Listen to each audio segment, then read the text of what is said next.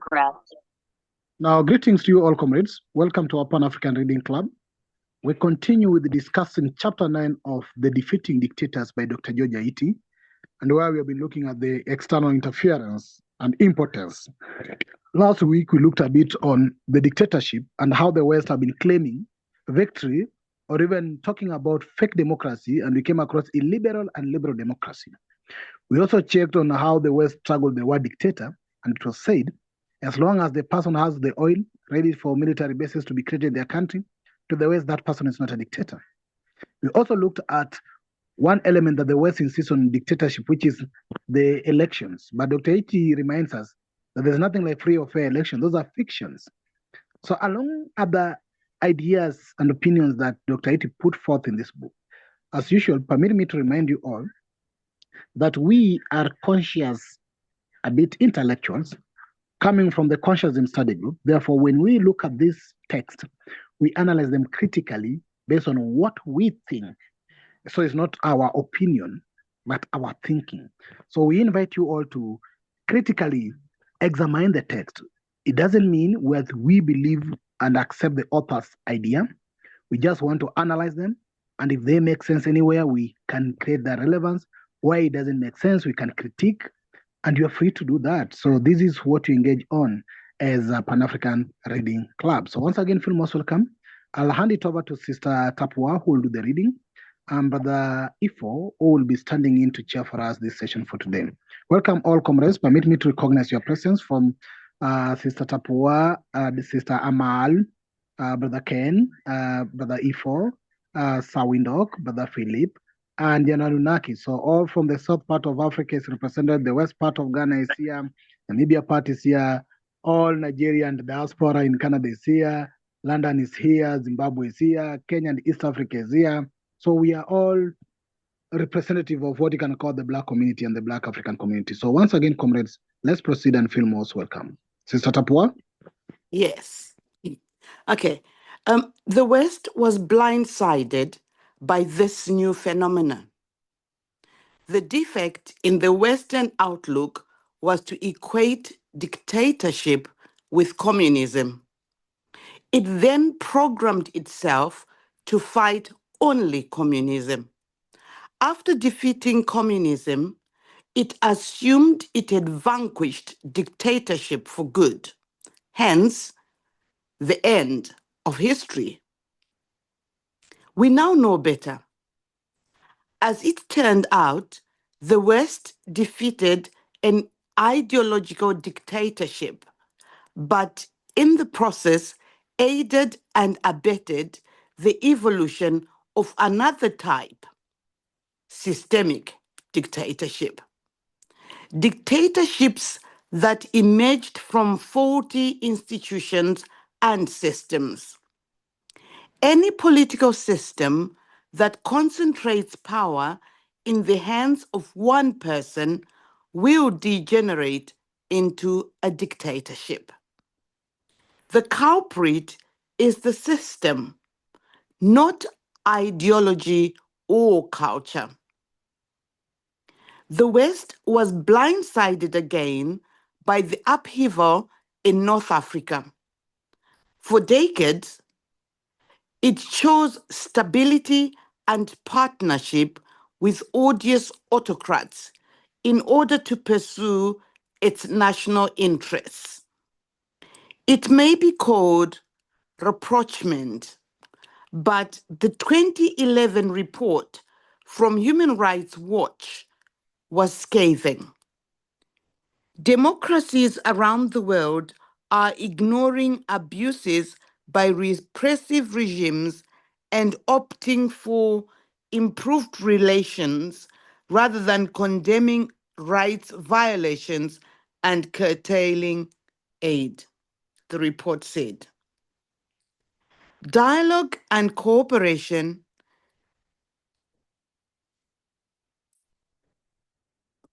I'm lost. Okay. Dialogue and yes, okay.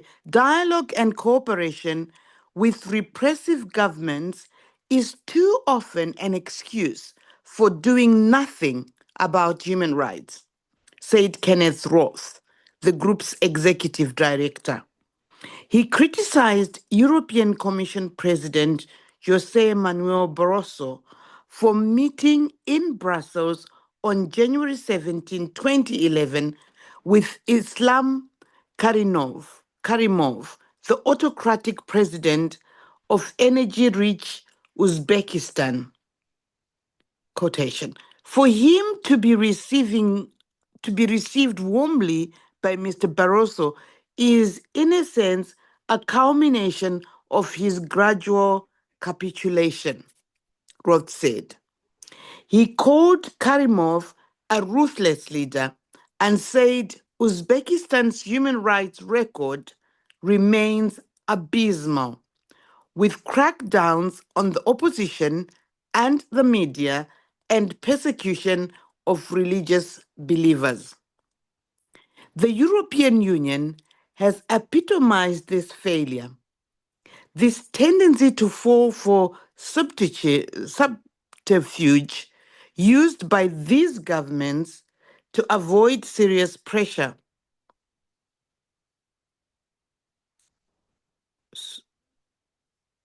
Roth added, the most serious impediment to the advancement of democracy has been the conflict with Western interests.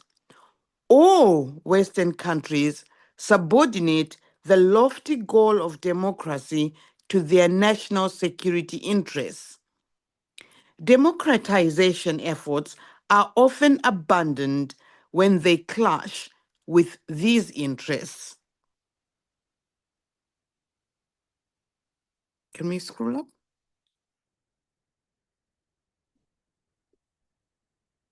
The argument here is not that the West should abandon its interests.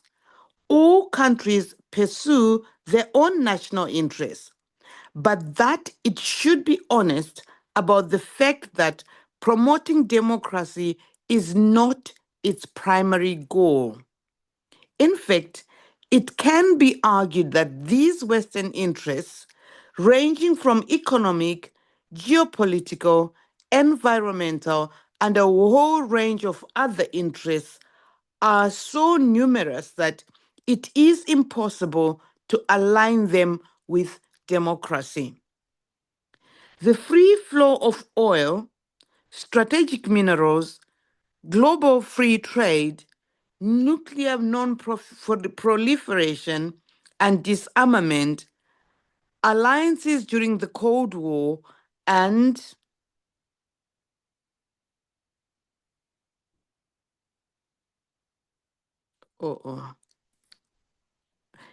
the current wars on drugs and terrorism all stand in the way. As a result, Western policies on democracy often suffer from doublespeak, inconsistencies, missteps, and the occasional downright betrayal. The uncertain and half-hearted attempts have produced a harvest of coconut republics and illiberal democracies across the developing world. Terrorism is certainly a real threat, but the fears of jihadists taking over now appear to have been overblown. Pardon the pun.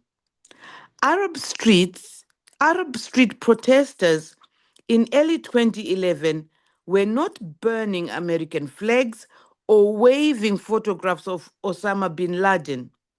The irony is that the US allies in this war against terrorism are the same ones who, with their misgovernance and chronic capitalism, created the very conditions of social misery and inequality that bred terrorism.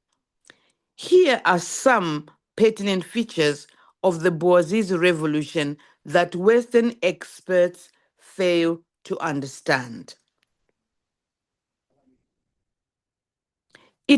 Number one, it was a youth revolution. The youth in Tunisia and Egypt showed eloquently that they were not shackled by the Quran.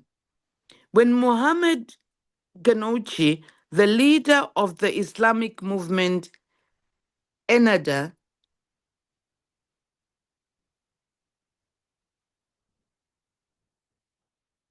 sorry.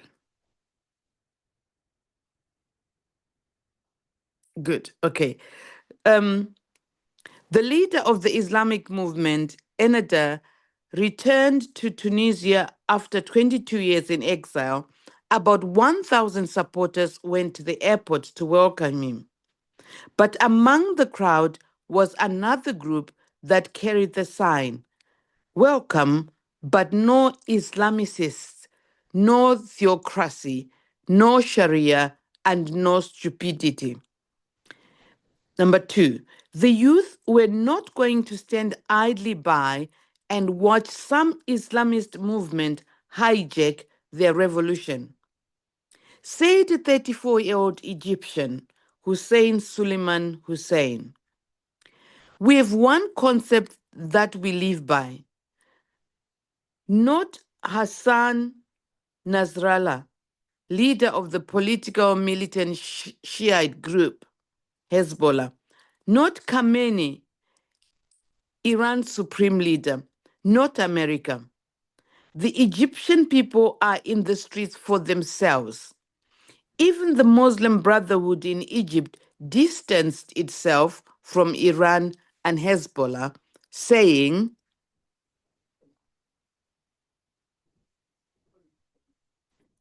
it regards the revolution as the Egyptian people's revolution, not an Islamic revolution."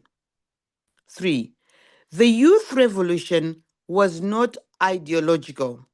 Both pro and anti-Western leaders came under siege. Algeria, Tunisia, Egypt, Jordan, and Yemen, as well as Libya, Sudan, and Syria. Number 4. The street protests were expressions of intellectual freedom. Real change begins with intellectual freedom. The self-immolation of Mohamed Bouaziz was the ultimate and extreme form of freedom of expression. 5. The revolution was cross-sectional. In Tunisia, the students were joined by trade unionists, lawyers, and teachers. Even judges and police joined demonstrations. In Egypt, leaders of the protesters appealed to people to join regardless of their religion. It became apparent that after siding with autocrats for decades, the West has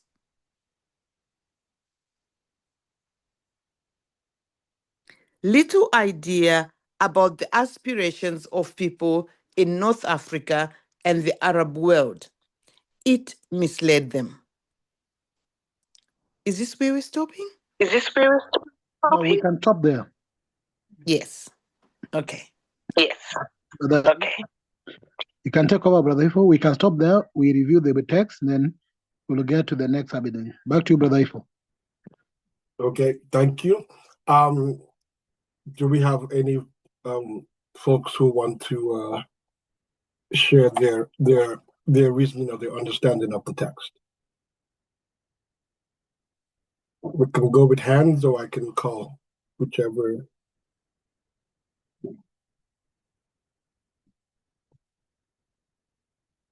So, Brother Ken, would you like to share your thoughts on what was just read? Compete on the day. Hello, yes. This is the same as when I was used to come along. It's very heavy and I don't really have much thoughts. Can you hear me? Yes, I can hear you. Yeah, so if you I'll maybe speak later on when I've had time to mold it over. Sounds good. If that's all right. No, that's fine. We'll come back to you.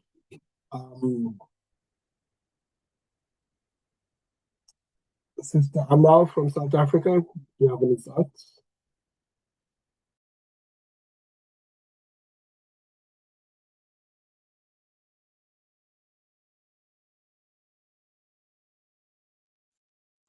Are you there, Sister Amal? Positive greetings, everyone. Because I'm still new, I would just like to listen and observe because for me this is really overwhelming. But I'm here and I'm part of the conversation. Okay. Sister Tapua, floor is yours. Okay. I think what we have here is an example of how the West has misunderstood or maybe not even bothered to understand the examples given of the uprisings in Egypt and Tunisia. In other words, the writer is highlighting the fact that self-interest comes first for the West. It's not even democracy that they're thinking of. And then he's also saying, pointing out that the West's interest per country is so disparate, they can't match their varied interests to espousing a common position on democracy. In other words, it's all a farce. And this makes me question why they expect us to follow that. Because if for me, it's now saying it's just a form of control. They're trying to make us aspire to something that they don't even aspire to or live up to. It's just wrong. And I think this is where we need our own guts to stand up for who we are and stand up for what we believe in. Because they've painted themselves as masters of democracy, when in actual fact, from based on our experience of living it day by day, they're not. I'll stop there for now. Thank you. Yes. There was a famous Nigerian revolutionary activist and musician, Fela Kuti, who called it them all crazy, not democracy. Because he said you look at how things work and you realize that it's upside down. In his song, he said, there is no unity in the so-called United Nations. You know, and the countries that are claiming that we need to be democratic don't actually practice it domestically, and they don't even practice it internationally either. It's the system will give them access to the resources they want. There's nothing democratic about kidnapping the president of Venezuela. Absolutely. But yes. Let me see. Sir, is it Sir Welcome? What are your thoughts? Yes, Brother Ivo. Greetings, everybody. Greetings to you as well. The West equates anything that they don't like to dictatorship. They don't like an African leader who does not bow to their demands. They call him a dictator. They don't like communism. They equate it to dictatorship. So if they were so much against dictatorship, why have they failed all these years to impeach what do you call this crazy fella? Which one? Donald? Don't mention his name, otherwise it will be your story. Let it be my story. Let them come after me. Sorry. Donald Trump. Why haven't they impeached him for all this while? So their thing about dictatorship is just unseating the president, the African presidents that they don't like. Yes, if they cannot buy you, they will kill you. They will depose you. They will send you in exile. Just like they have done with this guy. From which country was he? Not Iran, Venezuela. Venezuela, and the other one in the Middle East. There's very few countries they haven't done that in. What do you call? I've forgotten the country, but I will come by. So, in essence, everything is just a farce, like Sister Tapua has said. Everything is false. And just like they have used this word here in the text, subterfuge or something, it refers to using uncanny tricks in order to achieve a goal or an objective. So, everything that we are reading here, we are in fact reading to be misled. Any person who's reading this thing will think the uprising in the Middle East was about dictatorship, was about this. It's a very false narrative that is being battled here. With all these examples that are cited here, there's nothing about undemocratic about a leader that has been voted by the people, that has been leading the people, of which the people were happy, like Muammar Gaddafi, and they came and disrupted everything. Everything is just based on a very false and misleading narrative. So, reading this book being read by an ordinary layperson, will mislead the world. I submit. Thank you. I'm seeing who else. I could General. have. Okay.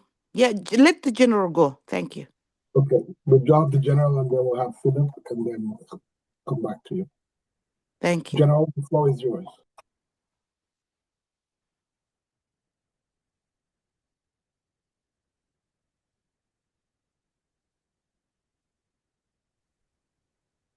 Yeah, give thanks for him this night.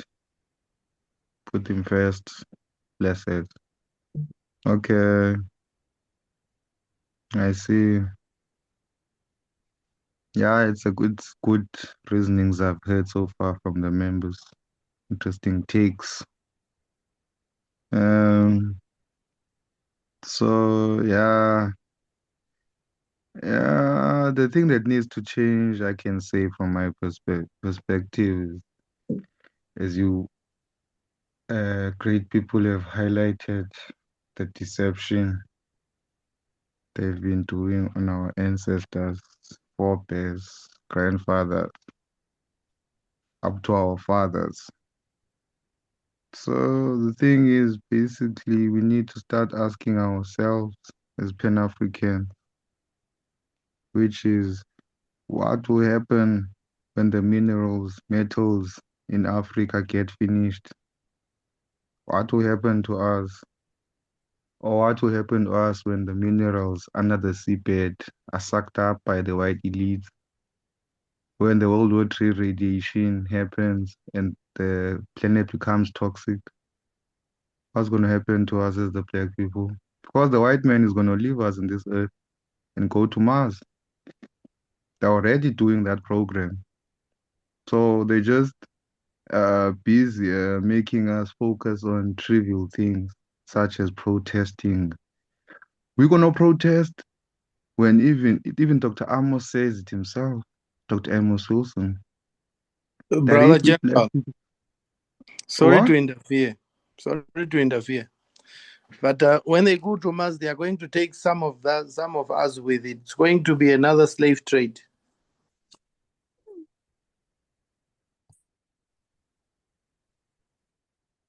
Yes, I was going exactly to that point in my expression, give thanks, my elder, which says that Dr. Amos Wilson says that if we take it as protesting, complaining about mistreatment from the white folks and other folks, that means when they go to the other planet, we'll be doing the same thing in those planets. Maybe we also want an equal planet from the white people.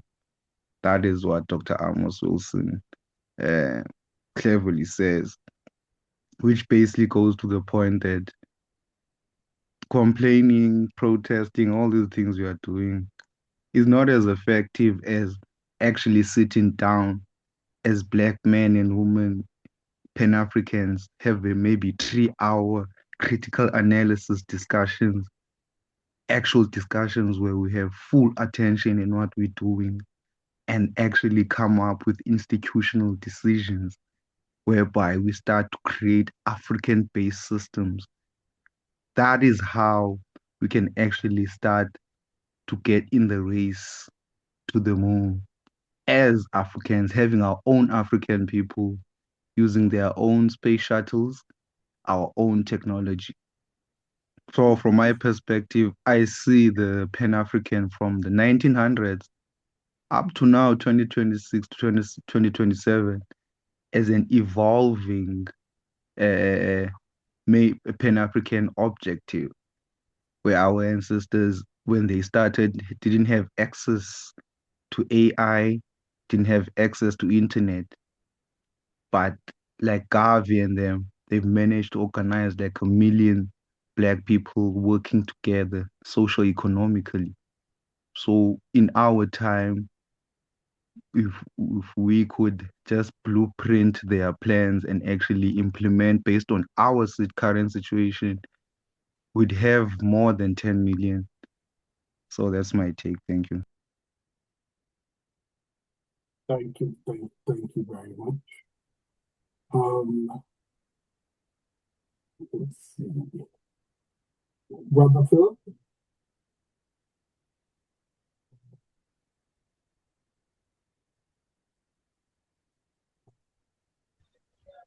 Hello. Hello. Welcome. Hello. Yes, we hear you. Welcome. Oh, okay. Thank you very much. I stand corrected, but Dr. Ite's whole work, I mean, this particular passage and then his whole work seems to me to be, there seem to be some internal contradictions. In one place, he blames the system and he says it's the system and it's not ideology or culture. And then on the other hand, he speaks about intellectual freedom. And so this seems to me to be a contradiction, an internal contradiction in his writings. The main issue, the main diagnosis also seems to be to rest, according to him, with, if you like, African misleaders. And yet at the same time, he's talking about the West's involvement and so on and so forth. And so I think that either I'm misreading him or his ideas are not properly developed. Because from our perspective, the condition of Africa is because of external manipulations. The modern African leaders, the current African leaders, are largely puppets. And so for him to put so much effort in deposing puppets doesn't change anything. The real issue must be the real manipulators from the West and from the Arab group who have taken over the northern part of Africa or sub-Saharan Africa, and other people who are trying to, and this begins with ideology. So the ideology of where the root cause analysis, the real issue that we know here in our discussion groups, and the ideology to defeat them, the ideology to overcome them, which may not necessarily have to do with arms or demonstrations in the first place. The simple ideology of supporting each other's businesses. Africans are notorious, whether they are, leaders or whether they are followers, are notorious for destroying each other's businesses. They haven't learned the lesson of Black Wall Street, for example, and other examples in history and current. So I think that our real focus should be on, we'll begin with ideology and move into the practice and then culture and then systems of building up the continent. It can be top down or bottom up, or both at the same time. And I think that, first of all, we must have a clear objective for the continent, as has been expressed by the African Union and so on and so forth, and begin to work towards it, both on a global level and on individual levels. And I think that is the way forward, rather than to focus on puppets. And because when you remove one puppet, African president, who we know some of them are puppets, another one will be put there. And so the ideology must be spread amongst the people, so that they know what they are doing, building themselves, individually and collectively. Thank you. I hope I'm making some sense. You are making some sense. I think you are invoking the spirit of Sankofa, where we have to go back and bring it forward. Okay. I will give my submission briefly, and then I'll go to the next person. I am thinking culture is paramount. A cultural revitalization or cultural revolution. And Philip, when you were talking about the contradiction in the text, I'm reading here where it says, where is it? Okay, number 3, it says the Ruth Revolution was not ideological. Right. But then it goes on, before that, it talked about the ideology of the youth, where the youth were saying that they were rejecting they didn't want to be religious. They were doing something that was about the people. And even here it says the revolution is for the Egyptian people and not an Islamic revolution.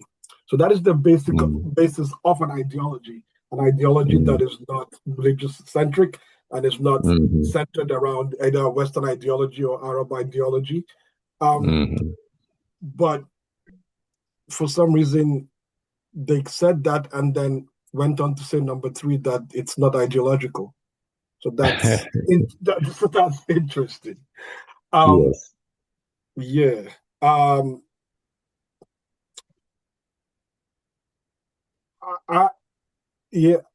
I somehow, I'm a believer in a lot of the things that Amilcar Cabral taught us about telling no lies, claiming no easy victories, and also remembering that the power and the wisdom is with the people. And I think when you have a revolution that is based on people power, not just one single person power, then you have something that's unstoppable. Because when it's everyone that is revolutionized and is idealized, then you have a conscientious movement, which is not dependent on just one person, because that one person becomes an easy target to be bribed. But if everybody in the village and everybody in the town and everybody in the country is moving a certain direction, that is a tidal wave that is hard to stop. Let me see, Sister Grace. Brother Ivo. Yes. Sorry to interject. What do we think? Why does the West um, dismiss this revolution to be based on any ideology. And shall we believe that? Shall we be made to believe that a revolution can happen without an ideology, even a pseudo ideology? What do they want us to understand here? I think it's more of what they don't want us to understand. Which is why, if you look at the British coverage of India, they will tell you about Gandhi, but they won't tell you about Bajit Singh, because Bajit Singh was the real revolutionary. But so there's always a distraction within revolutionary. When the empire is telling the story, they will tell it in a way that leads you to not fully understand or think that it's just one great man. Very rarely do they tell you about the women. But so I think that there's I would say a conscious and a subconscious, because the ideologies of our ancestors are always, if they don't agree with the colonial capitalist order, are always considered irrelevant. That is the colonial way. The colonial way believes in its own superiority and everyone else as inferior. So you're only brilliant if you agree with them, and if you disagree with them, then you should not be listened to. And if people listen to you, then you should be eliminated. I see Sister Grace is not able to speak at the moment because there's background noise. Sister Papua, did you say you wanted to come in? Oh, sorry. Yes, I did. I see Pig Bin It's has all their right. hand. They haven't No, spoken it's yet. okay. You can pick someone else for now. Okay. Comrade Pigbin, you can go, and then Sister Tapua will come after. Sister Tapo, apologies for coming in. This is the second time you're attempting to come in. It's all right. It's all right. Okay. Now, I think there's a big problem sometimes when you know the character of a person writing a text before you interact with the text. There's a high probability of having one-sided look. So you'll judge the text based on how you know the author. But I think there's also advantage of knowing the standpoint, of knowing the person behind the story. Because with then, you avoid what Sawindok is saying, the miseducation. And that's why the book Miseducation of the Negroes was intentional. Because some of us don't, I think we had a argument a bit with a text that was shared in our WhatsApp group by Brother Anunnaki, and we were asking, who is the author? Because by knowing the author, to us, we want to know the author, Dr. Iti, not to judge him, but to be conscious when we interact with his writing. And I think the other element that we have been a bit conscious, Pan-Africans, irrespective of various groupings we belong to, alongside what consciousness has done to us, we might interact with this text in a different level than if any other new person who is not some level of consciousness was to interact with this text. Majority of African leaders today and the young leaders or the young people of Africa consume text and books, and they take them as they take the Bible. So taking them away from that becomes hard, and they want to practice it. Just in the same text of the famous one, they quote the Art of War by Sun Tzu, and the leaders will want to use that, or even the Machiavelli, and our leaders try to practice that to the totality. Now, one thing I want now to talk to the text.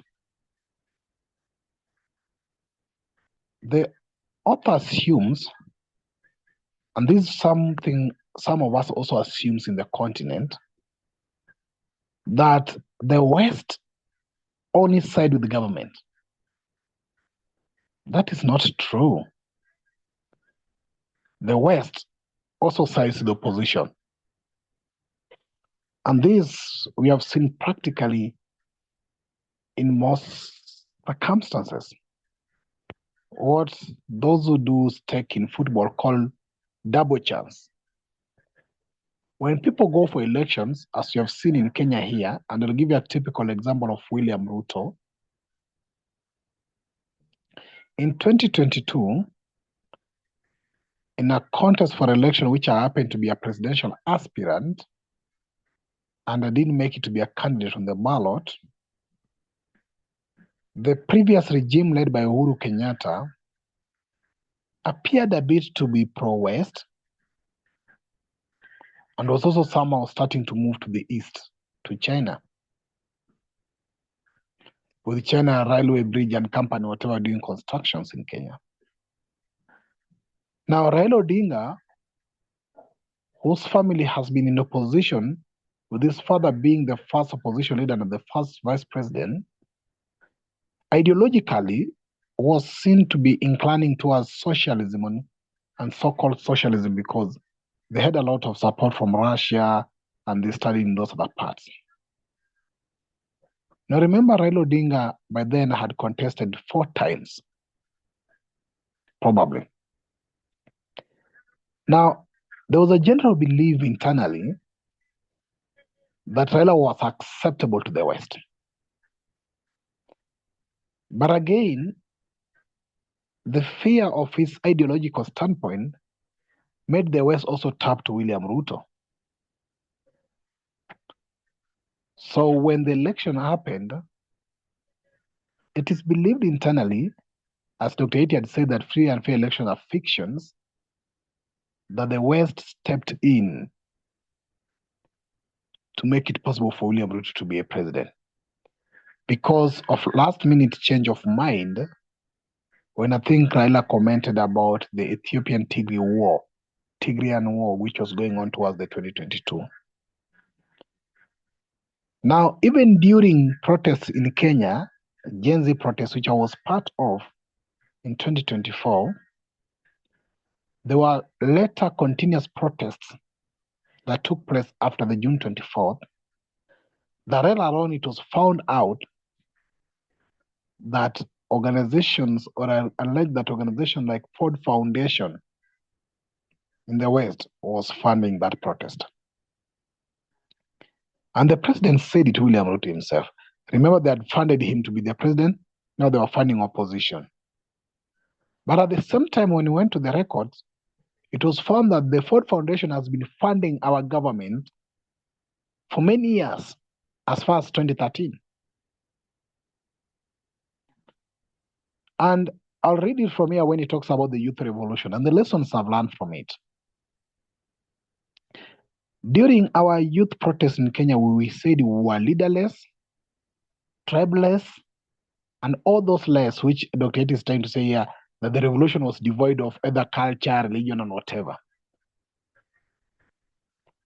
But some notorious names that came for the first time have been in protest for a long period of time. And my friend Julius Kamau, who I always share about him, has been in protest and been arrested sometimes 60 times in 1 year. But there were smart young people who joined the protest then and were first heard, or their name were first heard in the protest. One include a young man called Kasmuel Makoure, who was believed to be the tomboy of my generation. Very eloquent and speaking very strongly. But later on joined the opposition of Raila Odinga party, picked from that youth thing, joined opposition party. They now work with the government. The other lady was called Hanifa, who was also believed to be very strong. And the name appeared in the protest. And then later on joined another opposition leader, former vice president, camp and be there. Another name came in called Shakira Wafula. Very strong young lady, was very powerful.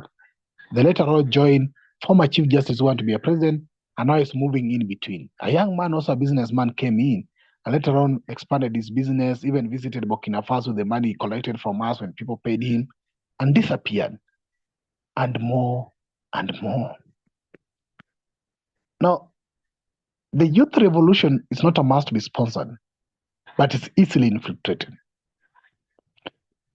And the confusion you've pointed out, whether it was not ideological, is also very important, Brother Ifo. But I want to go again up a bit, Brother Ifo. I don't know if it will be able to move up a bit. There is something that Dr. Eti is pointing out.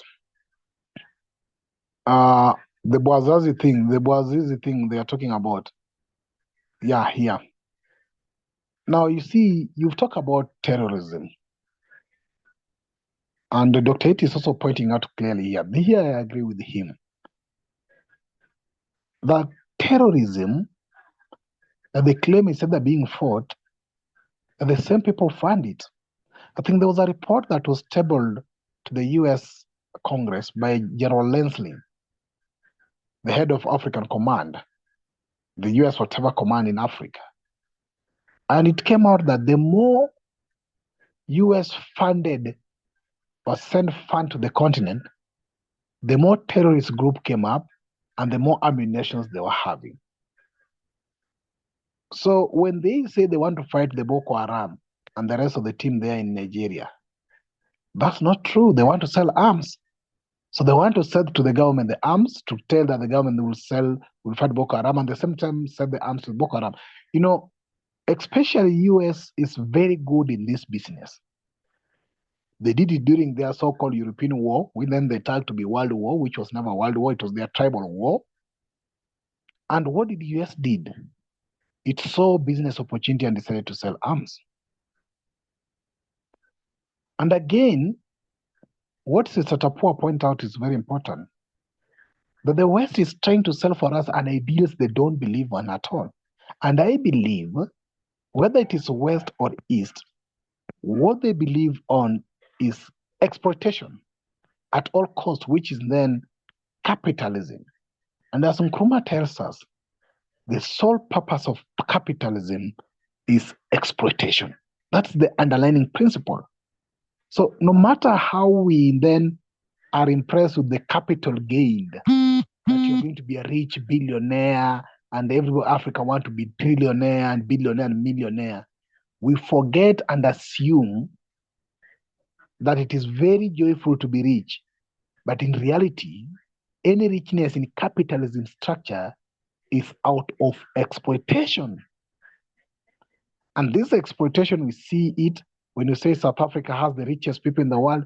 Those white people have exploited the blacks for them to be rich. And now they're exploiting cheap labor from our fellow Africans. Now, West is selling to Africa democracy, freedom of whatever, and all those rights of whatever. But underneath, they don't believe in anything as such. What they're interested in is exploitation, minerals, and our natural resources. So, Chair, permit me to pause here a bit. Thank you.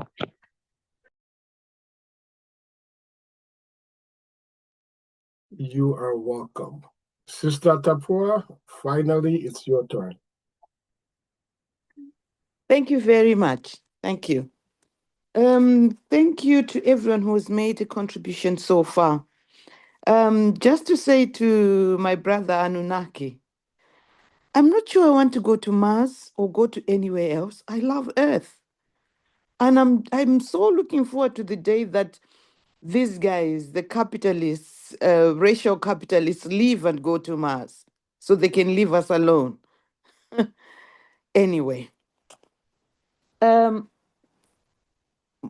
interested in the last paragraph. If we can scroll down to that one, please. The very last after the, yes, that one. Right. The author writes, it became apparent that after siding with autocrats for decades, the West has little idea about aspirations of the people in North Africa and the Arab world. That's the Bouazizi uprising, misled them. I would like to differ. I think they are very aware of the aspirations of Africans and the Arabs, but they choose and pick depending on how close to their cake we get. And this particular section here deals with, if we look at numbers 1 to 5, I think 1 to 3 is the youth this, the youth that, the youth that. And number 4 is the street protests were led by intellectuals. And then the revolution was cross-cultural. That's pivotal because all along we're talking about African leaders being puppets. And as far as I'm concerned, puppets hardly behave like intellectuals. They're told what to do and they're manipulated. Here, the West was faced with an analytical group of young people who were not abiding by the usual groupings that have been put around us so that we are in conflict with each other. They were not following obvious ideological positions, which the West assumes they know all the ideological positions. So because they were not fitting into that, that became a challenge. They were crossing religious lines, which they have used to exploit and to further their own interests. And that became a challenge. And therefore, how they handled them actually forced them to rise because they were now aware they're not dealing with puppets. They need to think and think on their feet, which is why it became apparent that their only solution, like in the Kenyan situation, is to identify leaders and then ascribe them to the different groupings, the normal, in quotation marks, groupings that they deal with. So go to this opposition, go to this, give you money, do that. In other words, they tier the opposition. They tier this conglomeration of different people, different positions coming together. And that really scared the world, which is why I think they wanted to get rid of Gaddafi. I'm also thinking that I think there's a brother who said that we need to focus on developing the individual and not worry about the puppet. I'm not sure it has to be an either or, because like Nkrumah says, capitalism has survived because it leads to the development of society, but it's not equitable. So, when we're talking about developing the individual, that in itself, from my point of view, if we only isolate the individual, we're falling into the hands of the capitalists, because the capitalists will want to develop themselves individually. There's accumulation of wealth individually. You'll find that even amongst the capitalists in the world today, we know them by their name and we know how much they make. They only come together in as far as strategizing to continue to exploit us. But I'm thinking, like my brother Anunnaki was saying, we need to have ideologies based on African thinking. And our African thinking is, if I'm well off and my brother is not, then there is a problem. If I'm well off, my brother should be equally well off. If I'm living in a palace, my brother should be living in a palace. It's better to reduce the palace into smaller housing that everybody else would have. Because we need to move away from looking at the world and looking at wealth from a Western position. because we must take into account the context of where we are and the context within which these revolutions are taking place. Yes, we can have a United States of Africa or the United Nations of Africa, which is capitalist and does not serve the generality of the African people. And that is still a problem. We could say it's progress, yes, because we've got the United States of Africa, but that's not our ultimate goal. Our ultimate goal is to look after everybody within the communities, within the systems, within the country. My take on numbers 1 to 5 is saying to us that the capitalists do not worry about us as intellectuals. We are not a threat to them until action based on our ideas comes to be. They will not worry about us joining Zooms and so on. If we are then in Tahrir Square as intellectuals, that's when they start worrying about us. And that's an indicator that we're going in the right direction. So whilst we're discussing, we need to be able to come up with strategies of how to put this into practice. A revolution without an ideology.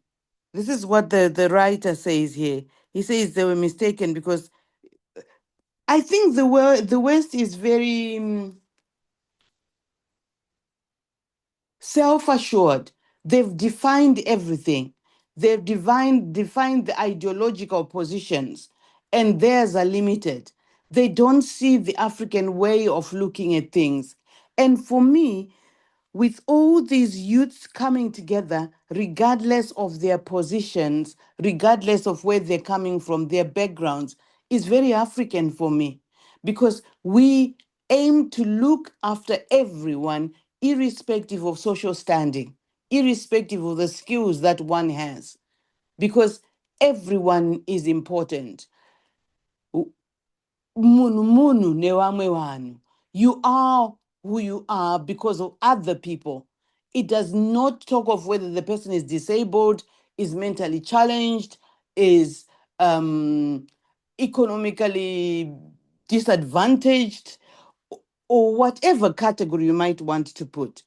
Therefore, my thinking about this paragraph is Haiti is mistaken when he thinks that the West had no idea about what North Africans and Arabs want. They have an idea, but the paramount is self-interest.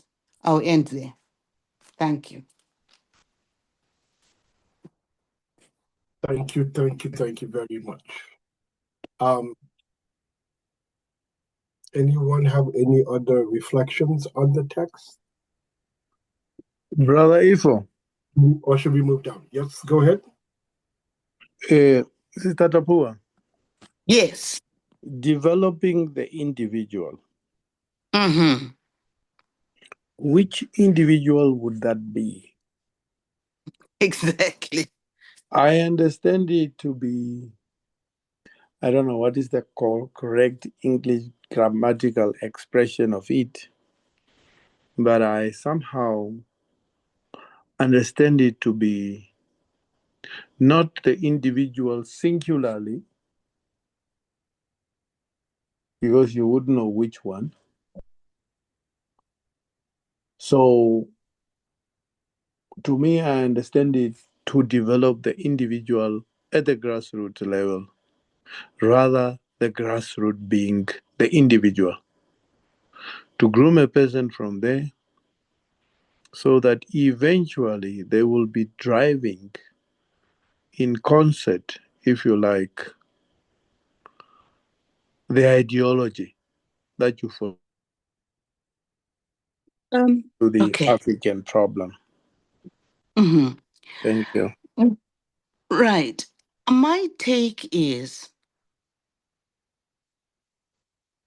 there shouldn't be development of the individual solely focused on the interests of the individual.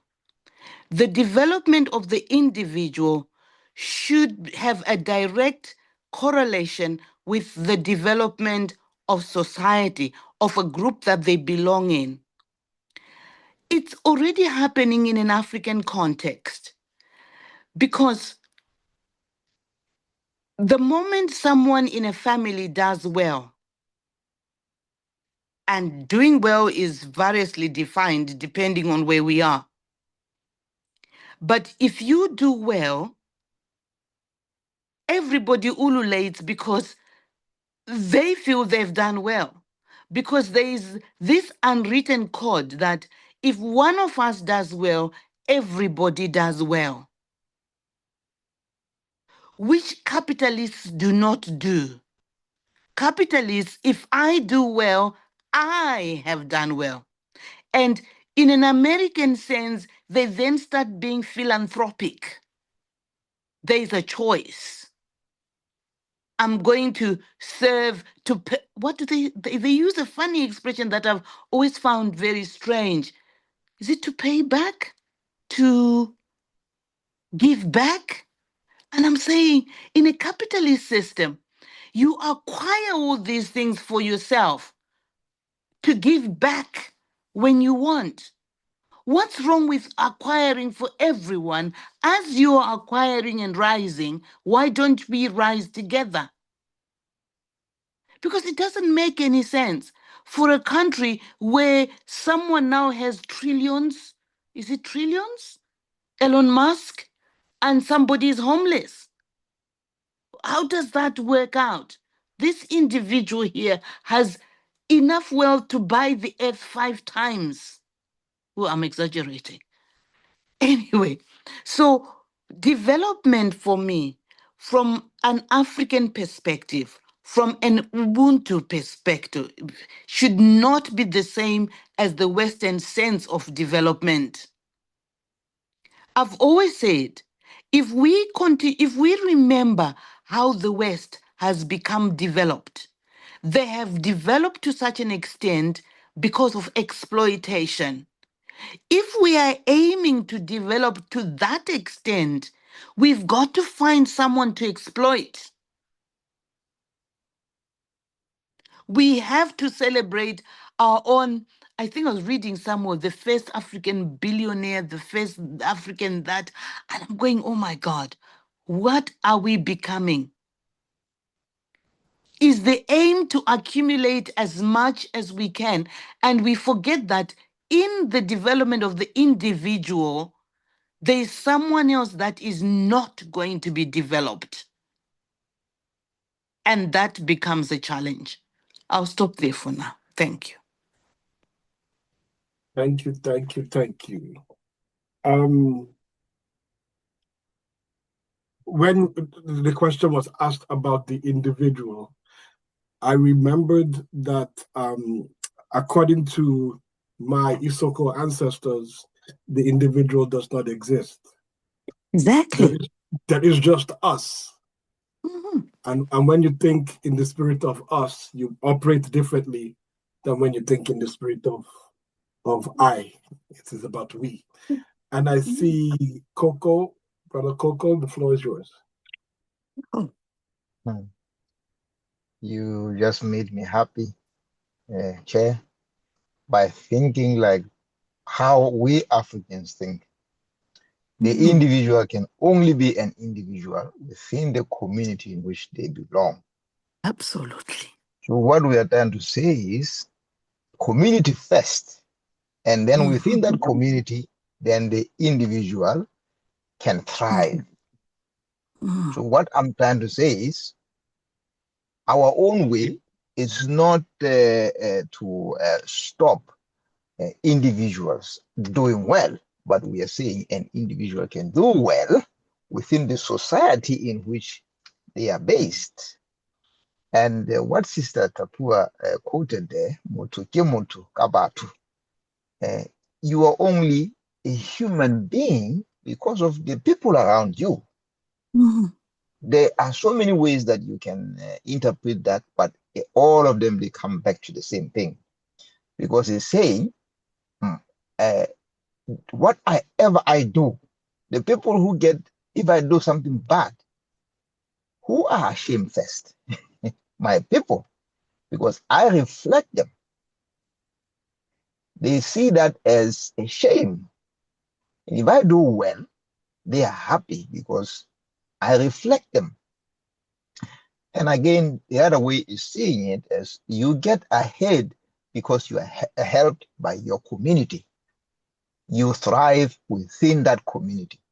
So you cannot develop the individual outside the community. You can't.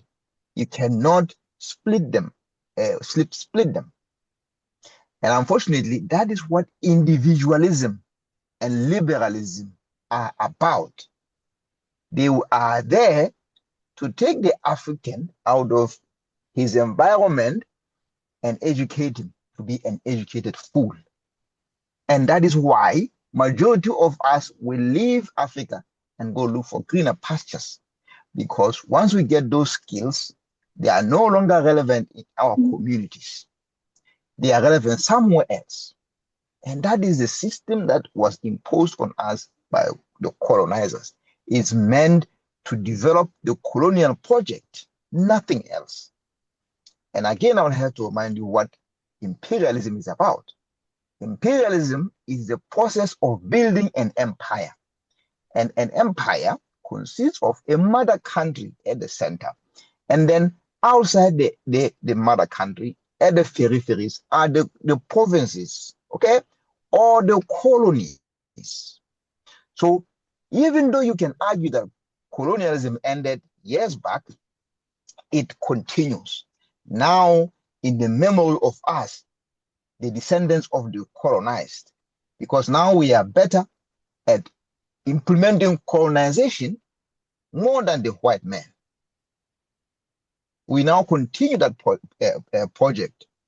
So allow me to read a couple of things, but before I do that, Senator Bua, I don't know whether I'm complimenting what you say or I'm contrasting what you are saying.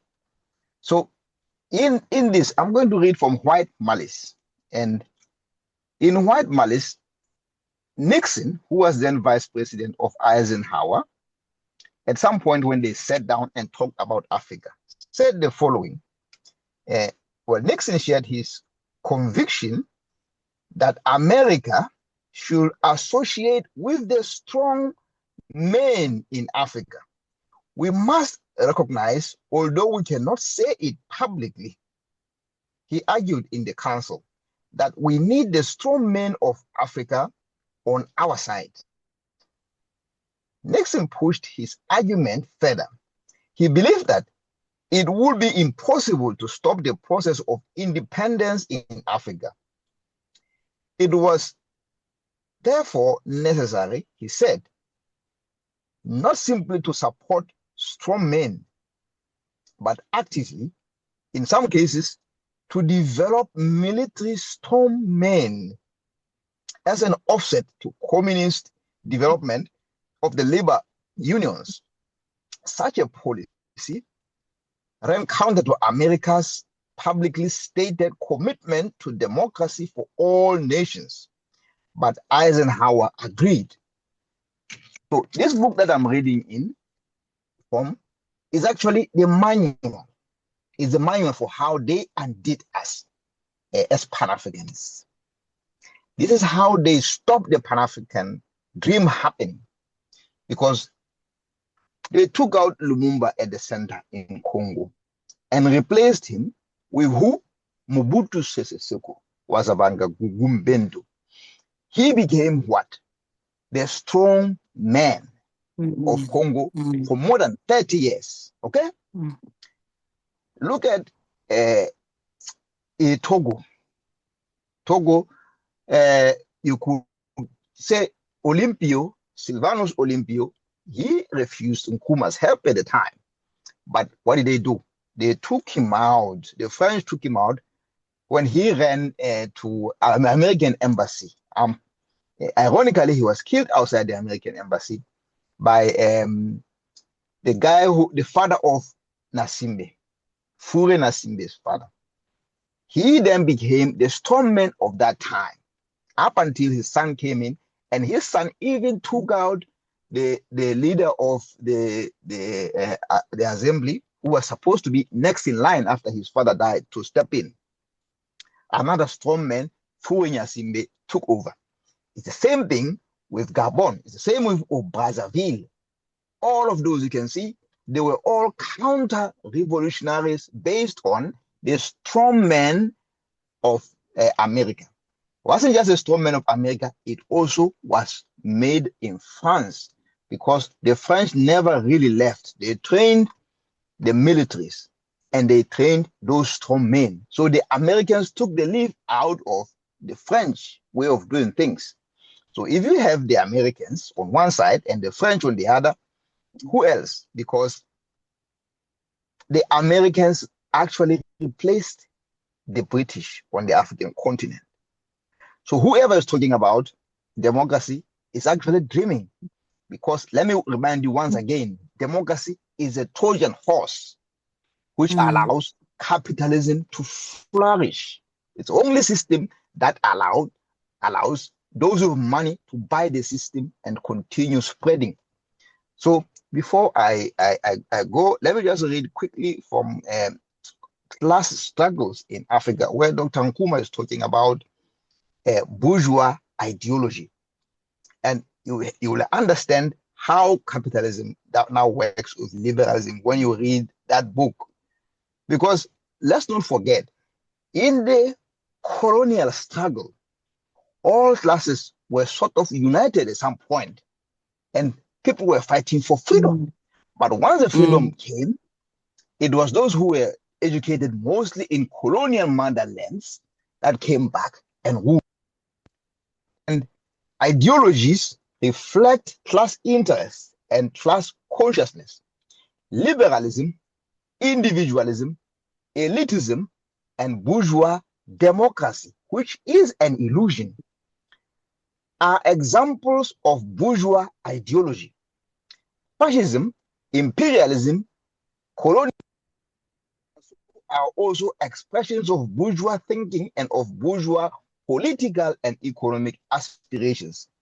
On the other hand, socialism and communism are ideologies of the working class and reflect its aspirations and political economic institutions and organizations.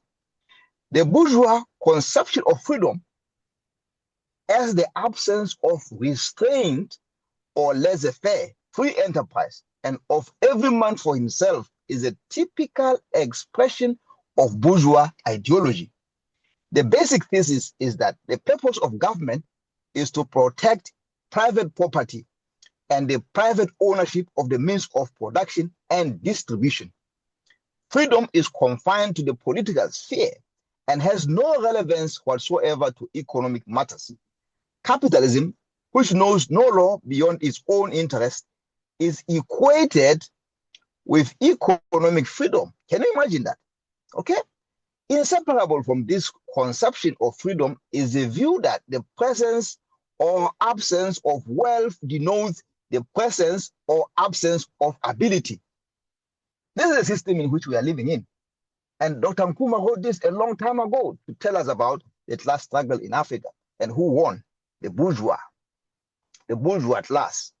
They are the ones who came in and implemented what the colonizer wanted amongst us and stopped us going back to our communalism, African traditional egalitarian way of doing things, which are now imprinted in socialism. So if we say we are developing the individual, which individual are we developing? Which is my brother has asked, rightly asked, which individual are we building? What ideology are we looking at? He is not talking about that. Haiti is not talking about that. Because again, he has all of this superficial education that he got from the West, and he is an illusion to think it's the best thing in sliced bread. And we refuse, but we will listen, we will learn, we will take what is useful, only what is useful, and implement in our own teaching, our own learning of conscientism, philosophy, and ideology for African decolonization. My brothers and sisters, allow me to stop here, but let me give you one funny one. I was talking to my 14-year-old daughter today. We were talking about football, and she was complaining how Neymar never got Ballon d'Or. He said, how did Neymar never get Ballon d'Or? I said, it was unlucky because he grew up during Messi and Ronaldo. But I also said to her, it doesn't make any sense why one footballer will get a Ballon d'Or, because football is a team sport. And you know what my daughter said? She said, she laughed and said, you are trying to put communism in football. I laughed and said, it is a team sport, but at least she understands now. She will understand. Thank you. Thank you so much. And yes, I play football too. I don't understand why people think it's all about one person. It's a team. Sister Grace, I see your hands up, so go ahead. Hello. Well, I didn't read the book with you, but my comments are coming up based on what the people have been people's contribution. And I don't know if my it's a question actually, whether it fits in with what's being discussed or whether I have I'm taking the whole discussion on a different tangent. But anyway, me growing up, we always went to the village. So you spend time with the village people, and there's so many of them in the village. And then you go back or they come to town. So there was that kind of life, like two different livelihoods and stuff. But now we've grown up to become parents. And then we're traveling to all these places that we live in. And we're having our own children. And because we were brought up back there, we're trying to live our lives the same. That says you go back, you do things with your family, your grandma and dad, children. Your mom and dad becomes their grandmother and granddad, and you expect the same pattern to continue. Then you find, no, it's going completely the opposite direction. Whether it's because our children have grown up here and the way they grow up, they don't see that kind of lifestyle important or has any meaning to them. So it kind of starts dying off. You're the only one who maintains that lifestyle. And then you too are when you're doing everything, you're considering everybody around you. Oh, this is for the family, this is for the children, this is for the this and that, only to find the children are not interested. So then everybody's going their own direction. And so in terms of community living, everything seems to have changed. And the same question may be, who are we developing in the process? Who is developing who? I don't even know if it's a Western. I think as Africans, we tend to copy these things or think we are living like them, but doing it the wrong way, because I don't think that's how they live. Because you find that they're very, as a family, they are kind of together. They pass on stuff. They've even got laws and things so that it goes in the family that way. But with us, we don't, maybe because of my country, there is no fallback system to then say, oh, there's kids this way, there are grandchildren there. Anybody can just walk in and do whatever they like or take everything away, and all sorts of things happening. So I don't know what's going on and where we're going and how dispersed we're becoming. You see all our people caught up in South Africa. They've left home. Some of them left home long time ago, only to be told you have to go back, and probably they're thinking, go back to who? I've never been in touch with those people. If I go, I'll be on my own. Because the family structure has just dismantled itself. So I don't know whether that's a question of contribution or I've taken you a different direction. I don't know. But I've just been wondering, because in the end, we have as a family, we have become individuals. You can't rely on your son anymore to do family stuff because they've gone off to a different country or married somebody else from a different race or whatever. And once they've married into a different race, that race is completely different from the way you do things. You can't discuss things anymore. You can't discuss racism. You can't, and it goes on and on and on and on. I stop there for now.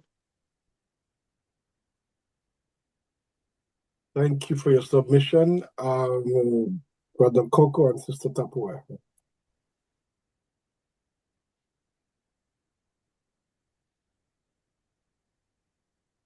I'm taking it you're meaning my brother is going first? Legacy. Yes, and then you. Yeah. That was the order of the hands. Yeah. Yes. Legacy hand. Thank you.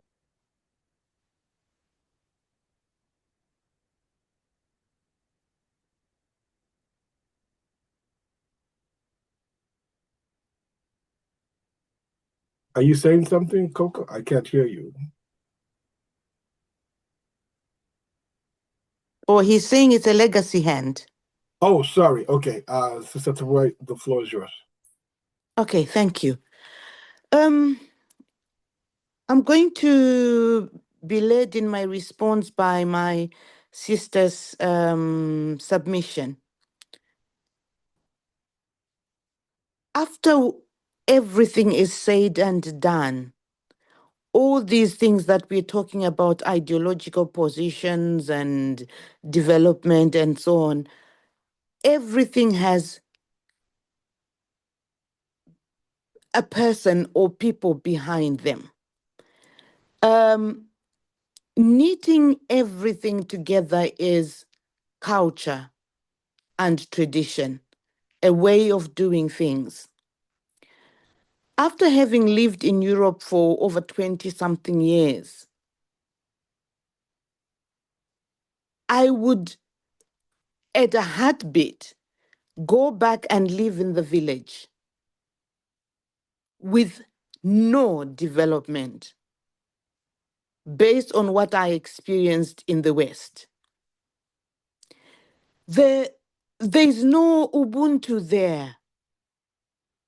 And my heart bleeds for our children who are born into that society, because the amount of mental health issues and concerns of well-being of individuals who have lived out of the context of community is heartbreaking. The extent to which the family that we were deceived to look up to, because we were taught that, we were kind of taught that if you're developed, you've become Western. It's your family unit that matters. And the way we define family is now Western dependent. When I remember asking my mother some time ago, my mom is late now, and we are a people who have kept our totems. I know what my totem is. If I meet someone who is of the same totem as me, I can decide to call them my sister. So that wherever we go, in the context in which I'm living today, across the road, I have someone who is my mom. On the other side, I have someone who is, I don't want to use this English word, cousin. who is my brother. I have my sisters around me, to such an extent that there's a young lady who was on YouTube trying, a white lady, Zimbabwean, trying to explain to their relations that when you come to Zimbabwe, someone is going to say, meet my father down the street. The next one, meet my father. And there are 4 fathers. And you're not even sure who is the real father here or who is the real brother. That's the context. And that's what we need to teach our children, that you've got an aunt. It does not matter. They're your aunt. This is your mom. This is an uncle, and so on. It might not seem important at the age at which they are at, but it is something that will be meaningful in time, because it's not all lessons that we teach our children that they'll find useful today. But it's when they're grown up and they need crutches to walk on or something to hold on to, that's when it matters. And I also think that sometimes it's our mindset that when we marry across cultures, we tend to shy away from being African. If someone marries an African, let them see what being African is about and let them experience it. And you'll be surprised at how they value having some norms and values that guide us. I remember just this week, I was passing around cartoons with old songs that we used to sing when we were children. This is someone in Europe, a young man who's teaching his mixed race child rhymes that are in our indigenous language, songs that are in our indigenous language. He's producing cartoons and all sorts of stories that we listened to. We don't need to shy away. We need to express ourselves. And it is developing the confident individual. It is developing someone with an identity that they hold on to that will help us develop and find our way. We won't be taken by the wind. We won't be blown this way or that way. We will know the essence because we live Ubuntu. If we don't live it, then our children will not see it. We've got to live it. We've got to continue to visit as an adult to introduce them. They might not like it now, but they will like it in the future. I remember my brother, this is my last point, my brother going to study in Canada. He went to an elite private school somewhere. And when he got to Canada, he was asked, can you demonstrate traditional dancing for us? Because they took him for who he was. And there he was scrambling. And he showed us pictures of him doing things that he had never done here and would not have done. But now he does. Because when you're put in a contrasting position and you're asked about yourself, they need a fallback. I'll stop there. Thank you.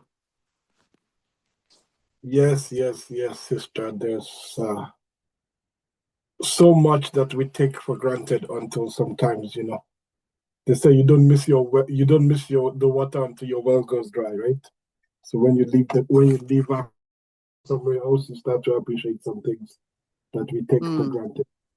My only correction about what you said, or not correction, but it's a philosophical correction, I would say, a spiritual. Okay. You said not developed. My argument and my thesis is that the so-called West and the Arab world are the most backward on the planet, and it is our villages that are the most developed because they ground you as humans. But that's my only thing. I see Brother Coco, and I think we're supposed to be closing in about 9 minutes. The floor is yours. I apologize for coming back again to the other members who are online. I hope they are okay with that. But she's a Tapua and you, but if you keep triggering me with the stuff that you're discussing. You know, Professor Ramos Mukobe, who talked about Ubuntu, the African philosophy in terms of Ubuntu. He mentioned something critical. He said the right of conquest, the colonizer has kept the right of conquest. That right of conquest was the land which they took in most of our countries. Okay, maybe countries like Zimbabwe took it back. But look at Kenya, what Kenya did was to give it back to the elites. And look at South Africa. South Africa is still struggling. But apart from those countries, they introduced the money economy into our countries. And that money economy was the surest way to erode the rural way of life, the communalist way of life. Because then those of us who were educated, once they had to move from the rural area, they had to live in the urban areas. And there is that isolation from the society. And again, to repeat, they develop the individual outside their society. Those individuals are meant to go shine somewhere else, not for their society. Those of us who were farmers, we stopped being farmers. We started doing government work, clerical work, civil service jobs, right? And farming, we left it either in the hands of those who stayed there as subsistence farming. So we never really developed organically as Africans. We neglected the most important things and chased after the shining Western things, Western way of life. And this is what the premise of capitalism and democracy is about. It's chasing the Western fundamentals and by neglecting our own. So I don't even hear Haiti talking about that. Haiti is not talking about anything African or Afrocentric methods. He is forgetting that the Africans have their own way of doing things, which can still develop. That development can come from the African themselves, which, for those of you who might not know, the IMF started doing that in the past years under structural adjustment. They will bring whatever was happening in the West and try to implement it in Africa as it was, cut and paste, and it didn't work. Before I left central banking in the early noughties, we were then developing what was called the priority poverty reduction strategy papers, which were sort of a collective work by all the grassroots organizations to bring that together. But the fact is, it was eroded a long time ago. And even now, it's mostly just Western-centric, which has not helped to revive the way of life, the communalist African way of life. And that has been undermined. So whatever democracy is saying, it's a shell if it doesn't work within the African setting, with the African resources, African systems, African-centric education. Thank you.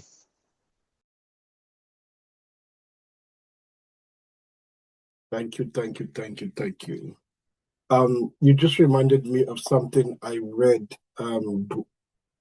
earlier this week, I think it was, and they were talking about what the British did in Kenya, where they basically imposed a taxation system on the farmers because they had an economy that wasn't dependent on money, and the only way you could pay your taxes was with the funds that the British had printed, and you didn't have those funds in your farm. So you then had to go do some work for the colonial government in order to earn this money that you needed to pay them. Now, why anyone would think that you should be paying taxes to England when you're in Kenya, and not England paying taxes to the people whose land they were stealing, that's a different story, but a good story for a different day. So we're getting close to wrapping up. I still see the legacy hand of Brother Coco. Brother Pigeon, do you have anything to share before we close? Thank you. Thank you, Brother Ifo.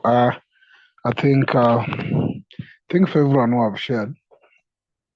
We ended up drifting a bit, and as usual, we end up drifting sometimes from the text, but it's allowed.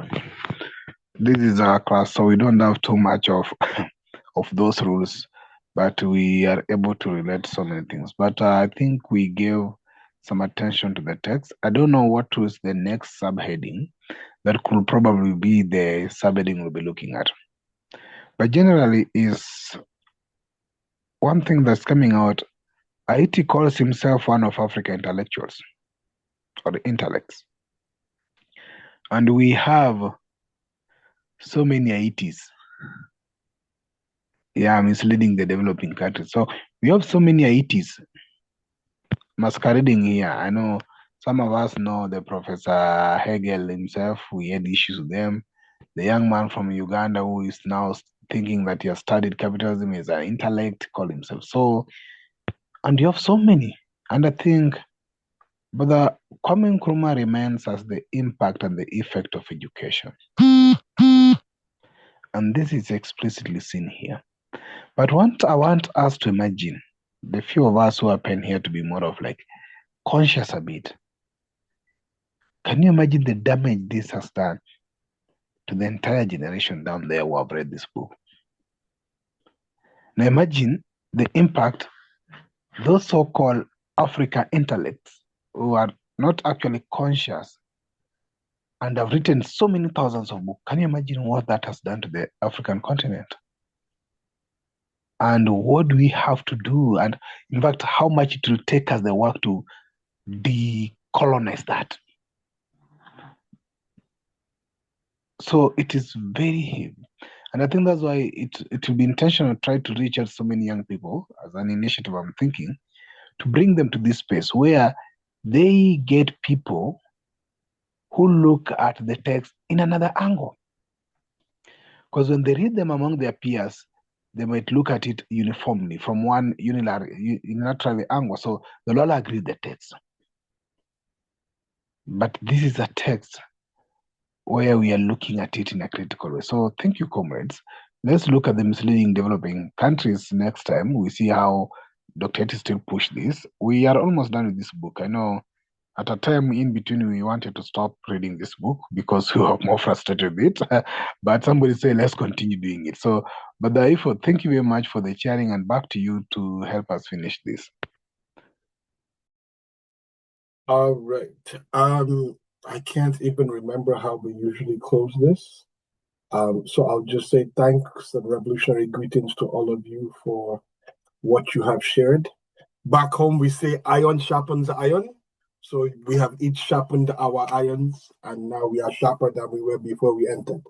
So that's the collective wisdom that we have shared with each other. So we'll see you next Monday, same time, same channel. Invite your friends. If they're enemies, maybe invite them too, and by the time they're done, they'll become friends. And we'll hopefully we'll see you again on Thursday for regular and also Saturdays. And I forget the names of Thursday and Saturday if someone wants to remind us. But thank you, Brother Ifo. Sister Amal, I've just remembered. Could you say something, please? I know you are listening, but maybe your general thinking. Just a sentence or two. Sister Amal, please. I think it would be fair. Sister Amal? Yes, I am here, my beautiful African brothers and sisters.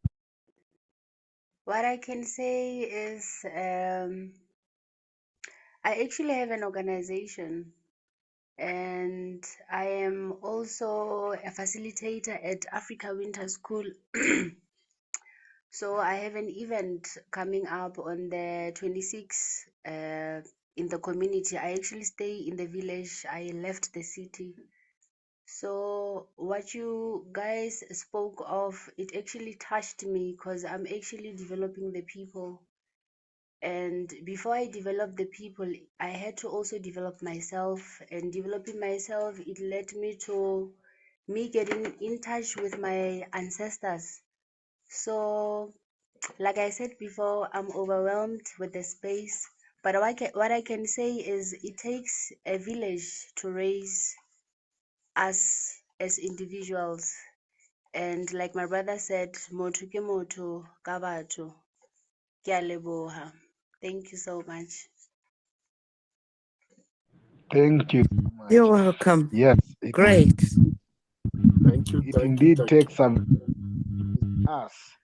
It doesn't take us to raise a village.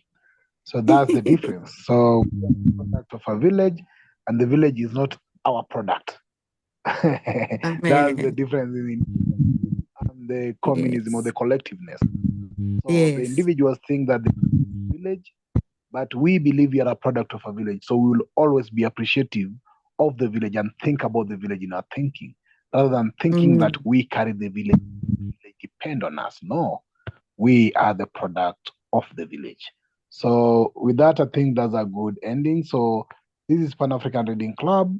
As you said, let's meet on Monday. I'll share the recording of this week. The last recording I haven't shared. Been having challenges a bit, but I'll share last week and this week recording on our YouTube channel.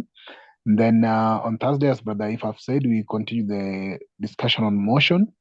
Sometime 6 p.m. GMT, and I'll share the link. Sister Amal, I'd shared the link for our WhatsApp group in the chat. If you can get it, please join the WhatsApp group so that you can be able to get real-time update. Or you can still also rely on Brother Menzi, who is a friend as well. He can share with you my contact so that you are in my broadcast list. On Saturdays, the Africa Unification sessions, which we do hold every Saturday. And I think Sister Portia will be presenting something on the resistance. So let's meet as well on that Saturday. Bye-bye for now, and may you have all a lovely evening. Hello. Can you put the YouTube channel in the chat, please? I'll try to get it, Sister Or in the chat. group, Can I put or in the the group? Just the I'll put channel, it so in we the can just go and find it. I mean, I'll put it in the group. go to the It'll be channel better. itself than waiting for videos. Okay, I'll put that in the WhatsApp group. All right then. Thank you, Thank you. everyone. Good night. Bye-bye.